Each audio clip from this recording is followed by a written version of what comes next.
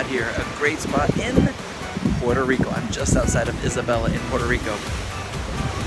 And I'm at the ocean front right here at a spot where there's this little cove where tons of erosion has happened over the years.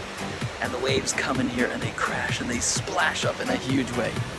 Of course, this erosion reminds me of how sin tries to erode away our hearts. And we have to be careful to make sure that sin doesn't completely erode away at us. We have to defend ourselves and to keep God and use God as our armor against the enemy and all the stuff that he throws at us. So this is a cool spot, great reminder, great way to see how nature sometimes can just wash away and erode away at the rock that's right here. If you look kind of closely at the texture, it's very rocky and eroded.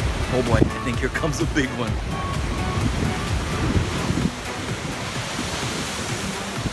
Wow, that was pretty awesome.